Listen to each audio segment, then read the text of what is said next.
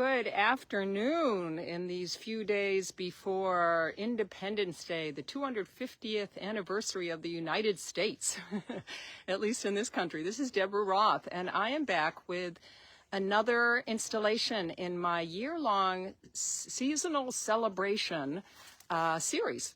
And I could only do this outside in one of my favorite places. This is the forest that's up the hill from our dear friend's house that we decamp to on the summer weekends. And this is probably a first. It's close to 100 degrees, but it's beautiful here, and of course a little bit cooler in the woods. So, and we are approaching that wonderful, I mean, I'm such a huge fireworks fan, so I've always loved literally the 4th of July and the fireworks that go with it, but it's also such a quintessential celebration of freedom in general. Yes, of course, in the U.S., and I'm going to give you a few other places that celebrate their own Independence Days around this time. And it basically, I'm sure you know the facts, it commemorates the day when the Continental Congress adopted the Declaration of Independence, July 4th, 1776. And that original group of colonies that split off from Great Britain. So a big deal for us here in America, and we have celebrated since then with fireworks and celebrations and parades and all that kind of thing. But it's really just been a national holiday since 1870, like 100 years later, and then a paid employee holiday until the 1940s. So first, let's take a look at the Independence Days from around the world. It's the Malawi Independence Day on July 6th, and that was the day that their Congress, the Malawi Congress Party, they voted to install them and take over the administration of the government from the UK. Peaceful transfer of power, probably one of the few transfers that happens like that. French Bastille Day, which we've heard a lot about, is July 14th, coming up next week. And that is when thousands of people in 1879 stormed the Bastille. We've heard that expression before. And which had become, it was a medieval fortress that they turned into this awful prison. If you've ever seen Les Mis, you get a sense of what that was all about. But for the French people, this is a big time of independence for them. National Day of Belgium independence on July 26th, towards the end of the month. This had uprisings that allowed Belgium to secede from the Netherlands and become their own sovereign country. And then also on the 26th of this month, the Liberian Independence Day happened, which was in 1822. And Liberia became a home to freed African-American slaves. So a big deal for them literally means, and Liberia means the land of the free.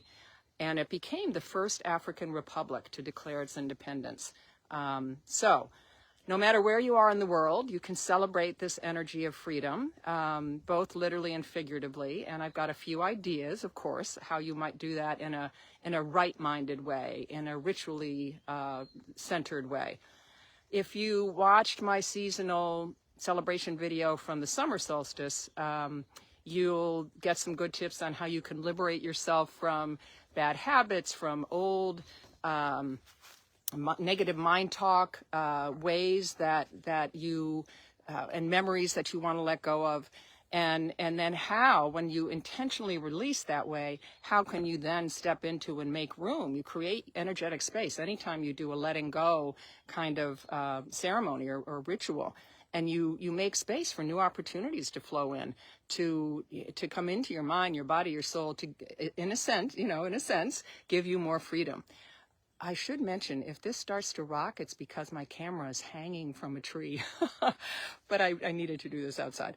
Now, so with this freedom celebration, this little mini freedom ritual, take some time just to reflect on any area of your life or work, your relationships, where you've put off going somewhere or doing something you really wanted to do, maybe waiting for someone to do it with you.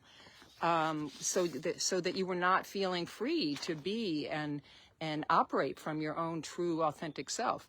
Then call on, and I don't always do this, but she's such a great model, a great archetype, call on the Greek goddess Artemis to focus, because she is all about invoking focus, independence, confidence.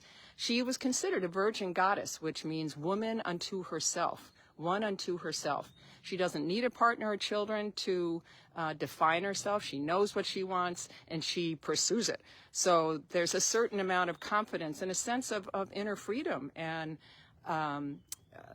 confidence that allows you to do that. You can get a deeper look at her. I've got an Inner Goddess Team video from a couple years ago on my YouTube channel, and I'll put the link, I'll probably put the link in my YouTube description, which is where all these videos end up anyway. And then, hand in hand with Artemis, you can declare your commitment to move forward in whatever that area or areas are where you felt stuck, where you have not followed your heart or done or said the thing that you wanted to. Just wherever you've been holding back. Maybe trying out a new restaurant or registering for a class, or whatever lights your boat. Maybe exploring a different part of the city. So, and then once you completed your mission with Artemis and with your newly activated confidence, in a couple days, depending on when you watch this, but on July 4th, light some sparklers or some fireworks and really burst them into action.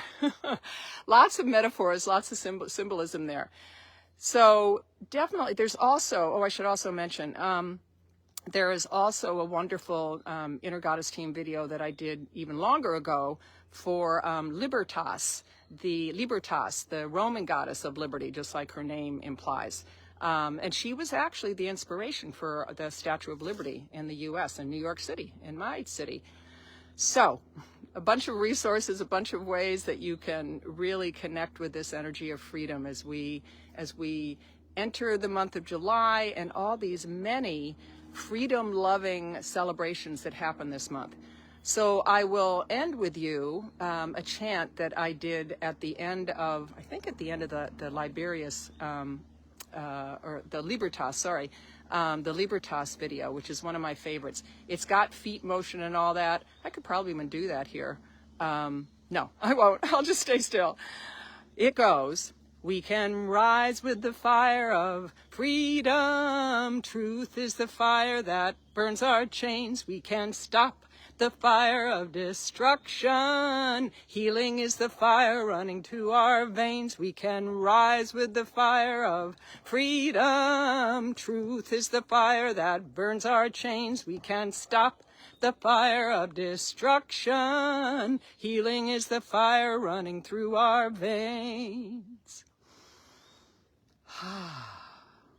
So have fun singing this. I hope it gets stuck in your head, one of those earworms. And sing it and declare your own form of independence. And may you feel that confidence. May you feel the freedom that comes from owning, from celebrating, from expressing your authentic self, your true self. And I'll see you next month when we celebrate the ancient holiday of Lammas, which doesn't have a modern day counterpart, but it is the beginning of August. Bye for now.